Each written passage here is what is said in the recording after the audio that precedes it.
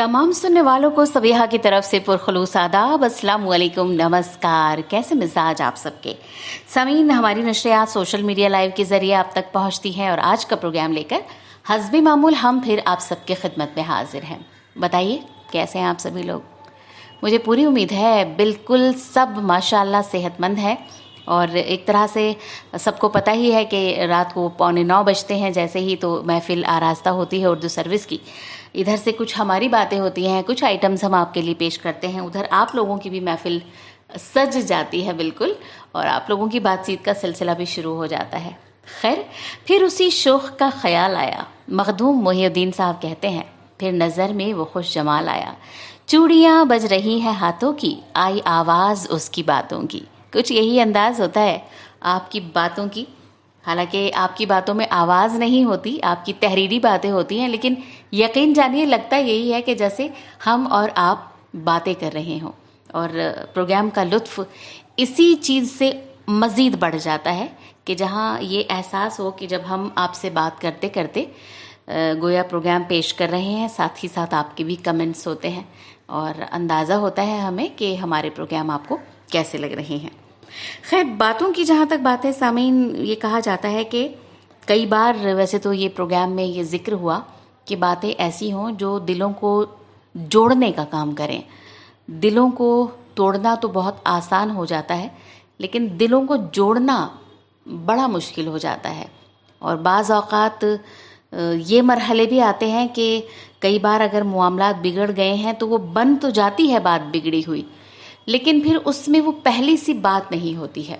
यानी ये समझिए कि मोतियों की एक ऐसी माला जो टूट जाए, मोती बिखर जाएं, बमुश्किल हम तमाम मोतियों को इकट्ठा करके उसको दोबारा एक धागे में पिरो तो लेते हैं, लेकिन उसमें एक गांठ पड़ जाती है। और शायद इसी पर दोहा भी है अब्दुल रहीम खाने खाना का, रहीमन धाका प्रेम का, मत तोड़ो चटकाए। और उसमें भी यही बात कही गई है कि ये टूटने के बाद जुड़ तो जाता है, लेकिन जुड़ने के बाद गांठ पड़ जाती है। ऐसे ही नाजुक डोर से बंधे होते हैं हमारे और आपके रिश्ते। बाज़ औक़ात रिश्तों में कुछ खटास पैदा होती है, लेकिन उसको इस हद तक बढ़ने नहीं देना चाहिए सामीन कि जहाँ पर गांठ बांधने की नौबत आ जाए। इसलिए प्यारे रिश्तों को, नाजुक रिश्तों को बचाने की हर मुमकिन कोशिश करनी चाहिए। और रिश्ते हम सबके ही पास होते हैं। कुछ हमारे अपने फैमिली रिलेशंस हैं, कुछ वो रिश्ते हैं, मतलब कुछ तो आसमानी रिश्ते हैं, खूनी रिश्ते हैं, कुछ वो रिश्ते जो समाज में आकर हम सभी बनाते हैं, जैसे हमारा और आपका भी रिश्ता है। खुदा नज़रे बद से इस रिश्ते को हमेशा बचाए रखे, आमीन। फ़िलहाल तो यहाँ फूला जी हैं और वो बताएंगी कि आज दिन में क्या कुछ हलचल रही मुल्क और बैरून मुल्क के हवाले से। यानी अब पेश है ताज़ा खबरें अब तक की। सबिहा आदाब और तमाम सुनने वालों को मेरा आदाब, नमस्कार। पेश है अहम खबरों की सुर्खियाँ। वज़ीर-ए-आज़म जनाब नरेंद्र मोदी ने अयोध्या में भूमि पूजन में लिया हिस्सा और राम मंदिर की तामीर का रखा संगे बुनियाद। जनाब मोदी ने मंदिर को इत्तेहाद की अलामत दिया करार। कोविड-19 से सेहतियाब होने की शरह 67.19% तक पहुंची। गुज़िश्ता 24 घंटों में सबसे ज़्यादा तादाद में लोग हुए शिफायाब। जम्मू कश्मीर और लद्दाख में एक साल के अरसे में मुतादिद तरक्याती काम अंजाम दिए गए। इन इलाकों को मरकज़ी इलाका बनाने का आज एक साल हुआ मुकम्मल। वैष्णो देवी यात्रा इस महीने की 16 तारीख से फिर शुरू होगी। कश्मीर हुकूमत ने मजहबी मकामात खोलने का किया फैसला। श्रीलंका में आम इंतखाबात में औसत से कसीर तादाद में वोट डाले जाने की इत्तला। रियासतों और मरकज़ के ज़ेर इंतज़ाम इलाकों ने प्रधानमंत्री गरीब कल्याण अन्न योजना 2 के तहत अभी तक 44 लाख टन से ज़्यादा अनाज उठाया। वज़ीर-ए-आज़म नरेंद्र मोदी ने महाराष्ट्र के साबिक वज़ीर आला शिवाजी राव पाटिल के इंतकाल पर किया इजहार रंज। लिबनान की राजधानी बैरूत में ज़बरदस्त धमाका, कम से कम 80 अफराद की मौत जबकि 4000 से ज़्यादा जख्मी। और खेलों के वजीर किरण रिजिजू ने खेलो इंडिया स्कीम की पहली जनरल काउंसिल मीटिंग की सदारत की। ये थी अहम खबरों की सुर्खियाँ। ऑल इंडिया रेडियो की उर्दू सर्विस की नशरियात का सिलसिला जारी है। सोशल मीडिया लाइव के ज़रिए हमारी ये नशरियात आप तक पहुंचती हैं। उम्मीद तो यही है सामीन कि हमारा जो प्रोग्राम है वो आपको पसंद आता होगा। फिर भी ये आपसे ज़रूर कहना चाहेंगे कि आप अपने कमेंट्स के ज़रिए ये बात हम तक ज़रूर पहुंचाया कीजिए कि आपको हमारे ये प्रोग्राम कैसे लगते हैं। वैसे तो आपके कमेंट्स आते रहते हैं, आप देखते देखते प्रोग्राम कैसा लग रहा है कोई भी आइटम बताते हैं, लेकिन फिर भी हमारा ये फ़र्ज़ है कि हम आपसे ज़रूर पूछें कि जो कुछ आपके लिए नश्र किया जा रहा है वो आपको कैसा लगता है। सामीन, हर दिन कोई ना कोई ख़ास बात रखता है अपने अंदर, हर तारीख़ कोई ना कोई ख़ास बात रखती है। कभी कोई दिन ऐसा होता है जो बहुत अच्छा गुज़रता है, कुछ अच्छी ख़बरें आती हैं, कुछ ऐसा होता है जो हमारे दिल को खुश कर जाता है, और बाज़ औक़ात इसके बरक्स होता है। कोई दिन ऐसा होता है कि कोई बुरी ख़बर मिलती है जिससे दिल उदास हो जाता है और लगता है कि ये एक बहुत बड़ा नुकसान है। एक ऐसी ही शख्सियत हिंदुस्तानी सिनेमा और थिएटर के हवाले से इब्राहिम अलकाज़ी साहब की, जो अब हमेशा के लिए हमसे जुदा हो गए, इस फ़ानी दुनिया को अलविदा कह गए। हिंदुस्तानी सिनेमा और थिएटर से वाबस्ता रहे बहुत सारे अदाकारों को आपने training the. NSD national school of drama से एक लंबे अरसे तक जुड़े रहे।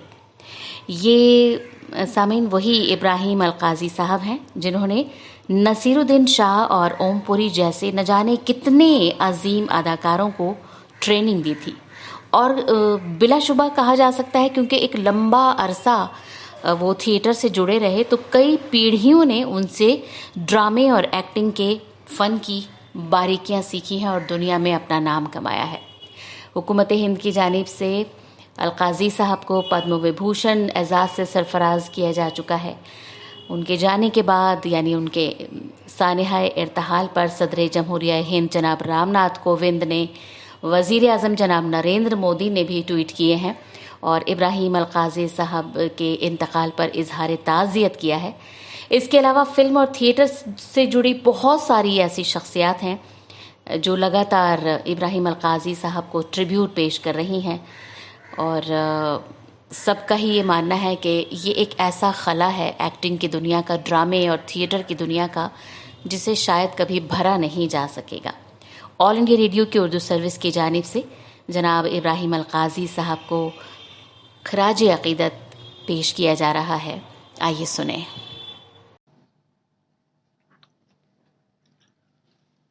अंग्रेजी ड्रामों की दुनिया में जो मकाम विलियम शेक्सपियर का था, संस्कृत ड्रामे में जो हम मकाम कालिदास को देते हैं, और यूनानी ड्रामे में जो सोफोक्लिस का मकाम था, अगर वो तीनों मकामात हम मिला दें और किसी एक शख्सियत में उनको हम ढूंढने की कोशिश करें, तो वो हमारे लिए, हिंदुस्तानी थिएटर के लिए, वो शख्सियत होगी इब्राहिम अलकाज़ी की। इब्राहिम अलकाज़ी ने वो किया जो किसी ज़माने में कदीम यूनान में हुआ था कि ड्रामे को बहुत तरक्की मिली थी और जितनी भी आर्ट फॉर्म्स थीं उनकी पहचान ड्रामे के माध्यम से, ड्रामे के ज़रिए होती थी। हमारे हिंदुस्तान में संस्कृत ड्रामे का एक सुनहरी दौर था, और उसी तरह का एक दौर आज़ादी के फ़ौरन बाद इब्राहिम अलकाज़ी की मदद से हिंदुस्तान में हमारे सामने आया। बहुत ही बड़े बड़े ड्रामे, बहुत अच्छे अच्छे ड्रामे उनकी मदद से हिंदुस्तान में पेश किए गए, और ड्रामा जो कि पढ़ने की चीज़ बन के रह गया था। एक ज़माने में अंग्रेज़ों के दौर में भी ड्रामे पढ़े जाते थे, किताबों में होते थे, तो ड्रामे को किताबों से निकाल कर प्रोसिनियम थिएटर तक लाने का काम इब्राहिम अलकाज़ी ने किया, और फिर प्रोसिनियम थिएटर से निकाल कर उसको पुराने किले पहुंचाने का, किसी पुरानी तारीखी इमारत तक पहुंचाने का, और अवाम के बीच लाने का, और खवास के बीच लाने का, आम इंसान से लेके वज़ीर आज़म तक और प्रेसिडेंट ऑफ इंडिया तक उनके ऑडियंसेस में होते थे, उनके तमाशाइयों में होते थे। इंदिरा जी से लेके और जो मुख्तलिफ हमारे सदर हुए रियासत के, हिंदुस्तान के, डॉक्टर जाकिर हुसैन से लेके और फखरुद्दीन अली अहमद तक, और ज्ञानी ज़ैल सिंह से लेके उनसे पहले के भी जितने लोग हैं, ये सब ان کے ڈراموں کی رونق بڑھایا کرتے تھے، اور کیا کیا ڈرامے انہوں نے نہیں کیے۔ اگر ہم آج گریش کرناٹ کو اگر ہم جانتے ہیں، پوری ہندوستان میں جانتے ہیں، تو وہ صرف ہم ابراہیم القاضی کے پروڈکشنز کی وجہ سے جانتے ہیں۔ دھرمویر بھارتی سے انہوں نے اندھا یگ جیسا ڈرامہ جو ہے لکھوایا اور اس کو پوری دنیا تک پہنچایا۔ موہن راکیش کا جو کام ہے وہ بھی ابراہیم القاضی کی وجہ سے ہم تک پہنچا۔ تقریباً 50 سے زیادہ شاہکار ڈرامے انہوں نے پیش کیے، اور یہ ڈرامے ہندوستانی ڈرامے تھے، یہ ڈرامے تاریخی ڈرامے تھے، یہ ڈرامے انگریزی کے ڈرامے تھے، یہ ڈرامے یونانی ڈرامے تھے، اور نیشنل اسکول آف ڈرامہ جو ہمارے ملک کی ایک بہت اہم سنستھا ہے، بہت اہم ادارہ ہے، انسٹیٹیوشن ہے، اس کے بانی ابراہیم القاضی تھے۔ اس کی انہوں نے بنیاد رکھی، اور اس وقت ہماری جو فلم انڈسٹری ہے، میں سمجھتا ہوں کہ اس کی بنیاد میں نیشنل اسکول آف ڈرامہ کے نکلے ہوئے لوگ ہیں۔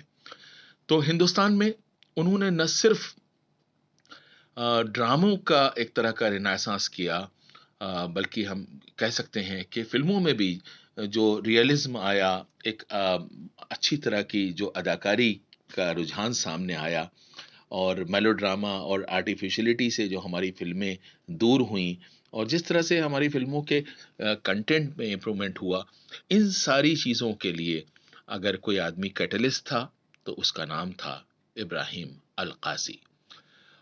تقریباً 95 سال کی لمبی عمر انہیں ملی، اور اس لمبی عمر کا انہوں نے پورا فائدہ اٹھایا۔ یہ ایک لمبی عمر ہے، اور اس میں انہوں نے ڈرامے کیے، اور جب انہوں نے ڈرامے کرنے بند کر دیے تو اس کے بعد انہوں نے فوٹوگرافی پہ کام کیا، اور جو نظام حیدرآباد کے دور کی فوٹوگرافی تھی، ایک پورا آرکائیو تھا حیدرآباد سے اور ہندوستان کے الگ الگ مقامات سے انہوں نے اسے منگوایا، اور کروڑوں روپیہ خرچ کر کے اس کو جو ہے ان کا ایک آرکائیو بنایا۔ تو جس طرح سے وہ اپنے ڈراموں کے لیے محنت کرتے تھے، آج کے لوگ اپنی فلموں کے لیے نہیں کرتے ہیں۔ وہ کاسٹیوم پر ریسرچ کرتے تھے، وہ تاریخ پر ریسرچ کرتے تھے، وہ اس زمانے کی زبان، اس زمانے کا میوزک، اس زمانے کی فولکلور، اس زمانے کے انداز، اس زمانے کے برتن، اس زمانے کے کپڑے، یہ ساری چیزوں پہ بہت زبردست ریسرچ کرتے تھے۔ اور جن لوگوں نے ان کے ساتھ کام کیا ہے وہ سمجھتے ہیں کہ ڈرامہ کرنا صرف یہ نہیں ہے کہ ایک اسکرپٹ لے لی اور اس کو پیش کر دیا، نہیں۔ ڈرامے کرنے کا مطلب ہے کہ ہم اس پیریڈ میں پہنچ جائیں، اس پورے دور کو پھر سے ریکریٹ کریں، پھر سے سامنے لائیں، اور ایسا بالکل نہ لگے کہ ڈرامہ جو ہے ایک قدیمی زمانے کے ایشوز ہم ڈسکس کر رہے ہیں۔ یہ بھی لگنا ضروری ہے کہ جو اس زمانے میں انسانوں کے مسائل تھے، ایشوز تھے، وہی آج کے زمانے کے انسانوں کے ایشوز ہیں۔ ہندوستان کے مختلف شہروں میں ان کو رہنے کا موقع ملا تھا۔ پونے میں ان کی پیدائش ہوئی، اور مہاراشٹر میں وہ بہت زیادہ رہے، اور ایک انٹرنیشنل خاندان سے ان کا تعلق تھا۔ یہ لوگ عرب تھے، ان کے والد جو ہیں وہ سعودی اوریجن کے تھے، اور ان کی ماں جو ہیں ان کا تعلق کویت سے تھا، اور ان کے خاندان کے بہت سارے لوگ مڈل ایسٹ میں رائل لیول کے لوگ ہیں، بہت سی رائل فیملیز سے ان کا تعلق ہے۔ آزادی کے بعد ان کے خاندان کے بہت سارے لوگ جو ہیں وہ باہر چلے گئے تھے، کچھ لوگ پاکستان چلے گئے، کچھ امریکہ چلے گئے، لیکن انہوں نے ہندوستان میں رہنا پسند کیا۔ ایک طرح کی انہیں ضد تھی، اور ہندوستان میں رہتے ہوئے ہندوستان کے نام اور مقام اور کام کو اونچا کرنے کا انہوں نے کام کیا۔ ہم ہندوستان کے کسی بھی پلے رائٹ کا نام لیں، کسی بھی ایکٹر کا نام لیں، کسی بھی اہم انسان کا نام لیں، چاہے وہ وجے مہتا ہوں، چاہے اوم شیو پوری ہوں، چاہے اوم پوری ہوں، چاہے نصیر الدین شاہ ہوں، چاہے منوہر سنگھ ہوں، چاہے اترا باوکر ہوں، چاہے سہاس جوشی ہوں، چاہے روہنی ہتانگڑی ہوں، یا سریکھا سیکری ہوں، آپ کسی بھی آرٹسٹ کا نام لیجئے تو اس کی گھٹی میں جو ڈی این اے ہے وہ ڈی این اے ابراہیم القاضی کا تھا۔ ایسے لوگ بہت کم دنیا میں آتے ہیں جو کسی فیلڈ کو اعلیٰ ترین مقام تک لے جاتے ہیں۔ اور اتنا زیادہ اثر انداز ہوتے ہیں کسی جگہ پہ، کسی ملک پر، اس کی تہذیب پر، اس کے کلچر پر. تو میں سمجھتا ہوں کہ ان کی زندگی ایک مثال ہے کہ اگر انسان چاہے اور لگاتار محنت کے ساتھ اپنے مشن میں لگا رہے تو وہ کیا کچھ نہیں کر سکتا ہے. ایک انسان ایک چھوٹا سا انسان ہوتا ہے، لیکن جب وہ محنت کرتا ہے اور جب وہ کامیابی کی اونچائیاں چھوتا ہے، جب وہ اپنی محنت اور مشقت کو اعلیٰ ترین درجے پر پہنچاتا ہے تو وہ ابراہیم القاضی بن جاتا ہے. ابراہیم القاضی جیسے لوگوں کے لیے ہی شاید علامہ اقبال نے کہا تھا کہ ہزاروں سال نرگس اپنی بے نوری پہ روتی ہے. کہا یہ جاتا ہے کہ نرگس کا جو پھول ہوتا ہے وہ بالکل کسی انسانی آنکھ کی طرح ہوتا ہے، لیکن وہ بہت ریئر پھول ہوتا ہے، اور بہت دنوں کے بعد، صدیوں کے بعد کوئی ایسا پھول آتا ہے جو لگتا ہے کہ آنکھ ہے. تو یہ ایک اس کے اندر میٹافر ہے اس شعر میں کہ ہزاروں سال نرگس اپنی بے نوری پہ روتی ہے اور بڑی مشکل سے ہوتا ہے چمن میں دید اور پیدا. ہندوستانی تھیٹر و ڈرامہ کی عظیم شخصیت ابراہیم القاضی کو اردو سروس کی جانب سے یہ تھا خراج عقیدت. یہ نشریات آپ سن رہے ہیں آل انڈیا ریڈیو کی اردو سروس کے سوشل میڈیا لائیو کے ذریعے. دوستو، جموں کشمیر و لداخ کی خوبصورتی، یہاں کی تہذیب، یہاں کا رہن سہن، یہاں کی صوفی اور دیگر شخصیات کے بارے میں ہم اپنے پروگراموں میں ذکر کرتے رہے. یہاں کی مختلف نوعیت کی موسیقی دل کو تر و تازہ کرتی ہے. مختلف موقعوں پر الگ الگ ڈھنگ کی موسیقی گائی جاتی ہے. جب کسان لوگ دھان کے کھیتوں میں نیا فصل لگاتے ہیں تو ایک قطار میں مرد و زن دھان کے پودے بوتے بوتے ساتھ میں مزیدار موسیقی بھی چھیڑتے ہیں. گاتے گاتے پھر بیچ میں کنارے پر آ کر چائے، سنیکس، بسکٹس وغیرہ سے ریفریش ہو کے پھر کام میں لگ جاتے ہیں. واقعی بہت ہی خوبصورت نظارہ ہوتا ہے یہ. اسی طرح شادی بیاہ یا عید کے موقع پر خواتین حضرات 2 قطاروں میں رفو گاتی ہیں. رفو بھی کشمیر کی بہت خوبصورت موسیقی ہے، اور یہاں کی الگ الگ بولیاں تو کیا کہنے. ہندوستان کی گنگا جمنی تہذیب کی عکاس ہے یہ. اس وقت ناظرین و سامعین، ہم آپ کی خدمت میں ایک خوبصورت ڈوگری لوک گیت پیش کر رہے ہیں. اس گیت کو گایا ہے شکنتلا دیوی اور ساتھیوں نے. آئیے لیتے ہیں لطف اس لوک گیت کا.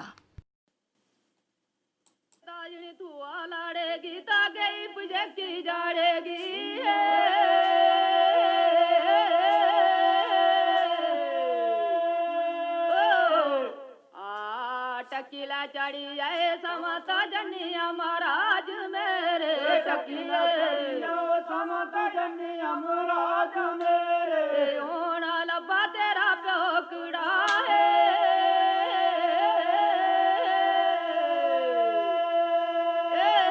ایڑیا ہونا لبا تیرا پیوکڑا ہے.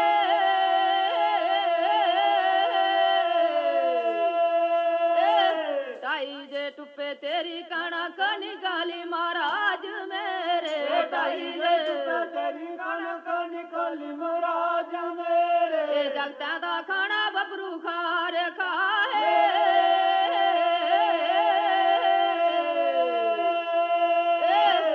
جگتا دا کھانا ببرو کھار کھائے.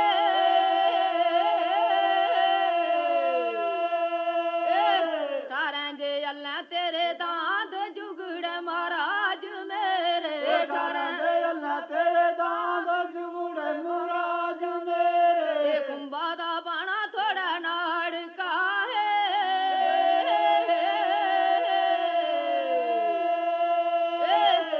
کمبا دا بانا تھوڑا ناڑ کا ہے.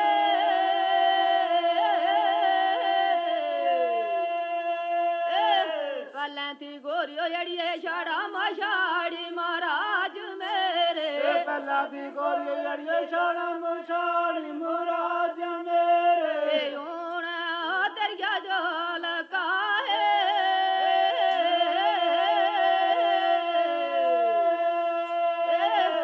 گو دادا دریا ہونا بال کا ہے.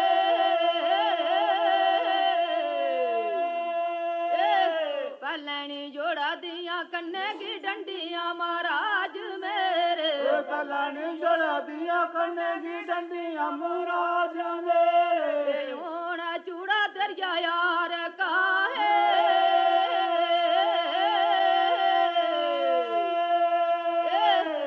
पीरीता चूड़ा दरिया यार का है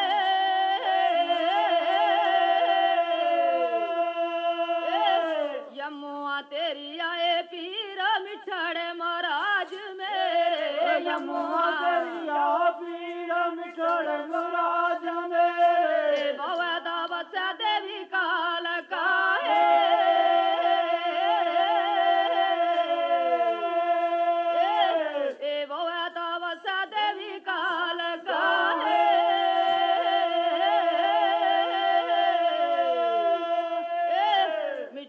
भोग तेरे पीर मंगद महाराज मेरे मिठे भोग तेरे पीर मंगद महाराज मेरे शिल्लू दा खंतिया देवी काल का है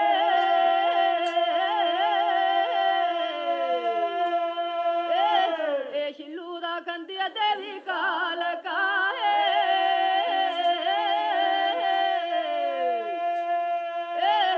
टकीला चढ़िया तो समत जनिया महाराज मेरे टकीला चढ़िया समत जनिया महाराज मेरे आहा ता लब्बा तेरा प्योकड़ा है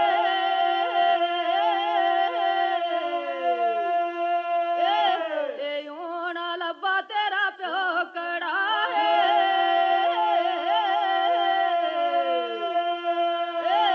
ताजे अल्लाह तेरे दांद जुगड़े महाराज मेरे अल्लाह तेरे दांद जुगड़े महाराज मेरे खुम्बा दा बाणा थोड़ा नाड़ का है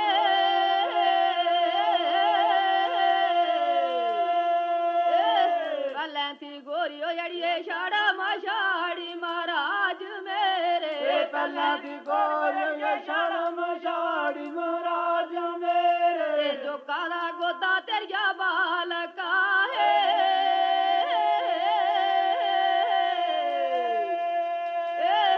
कलैनी जोड़ा दिया कन्ने की डंडियां महाराज मेरे कलैनी जोड़ा दिया कन्ने की डंडियां महाराज मेरे जो काता चूड़ा तेरिया यार का है। शकुंतला देवी और सखियों का गाया हुआ ये खूबसूरत डोगरी लोकगीत आपने सुना। ये सिलसिला जारी रखते हुए अब हम आपको वादी गुल के चिराग के तहत एक तकरीर सुनाएंगे। मौजू है लस्सा खान फिदा, तहरीर है हीरा लाल कौल की। लीजिए समाअत कीजिए।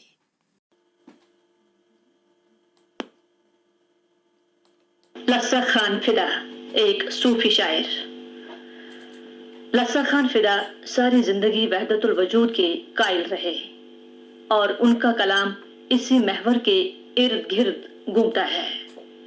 इसकी शहादत इन अशआर से मिलती है जिसमें उन्होंने ये कहा कि इस कायनात में खुदा की जात के सिवा कुछ और मौजूद नहीं है और अगर कुछ दिखाई भी देता है तो वो खुदा की जात का ही परतव है। जनाब लस्सा खान एक सूफी शायर थे। उनका फारसी और कश्मीरी जुबान का बेशतर कलाम गैर मतबू है। उनका कुछ कलाम मुख्तलिफ रिसालों और किताबों में शाया हुआ है। उन्होंने कुछ मसनवी लिखी हैं, गुलजार हकीकत, किस्से चार दरवेश, गुल बकावली और किस्सा बहराम शाह। लस्सा खान फिदा का असल नाम था गुलाम रसूल खां और फिदा तखल्लुस था, लेकिन सब लोग प्यार से लस्सा खान बुलाते थे। लस्सा खान फिदा सिलसिला कादरिया से वाबस्ता थे। लस्सा खान फिदा सन 1902 में पैदा हुए।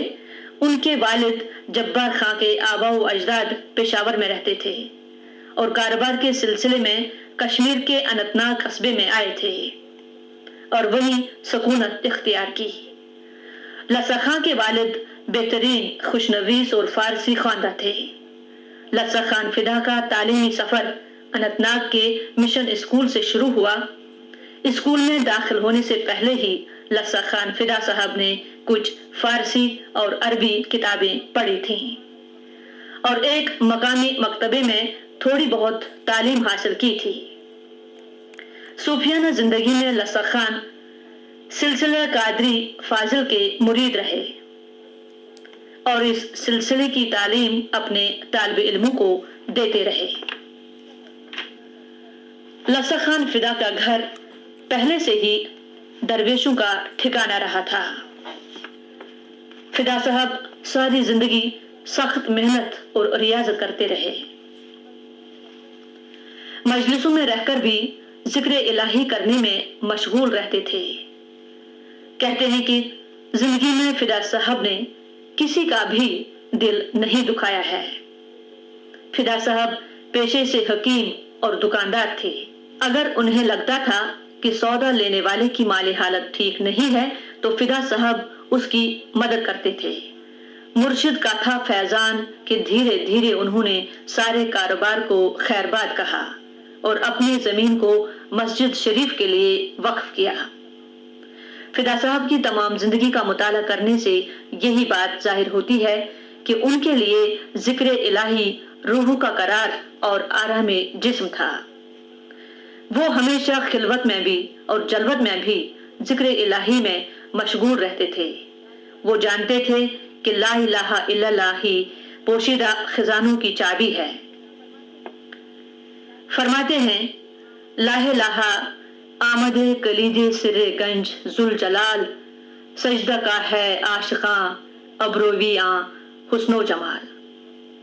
ہر زماں اندر جہاں تاباں ظہور وحدت است، خفتہ دیدہ از کجا یابد سرور وجد و حال۔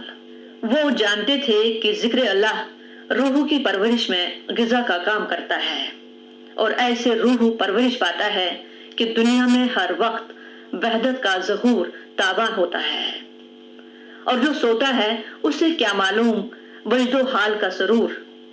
فدا صاحب اس معاملے میں ہمیشہ بیدار رہتے تھے۔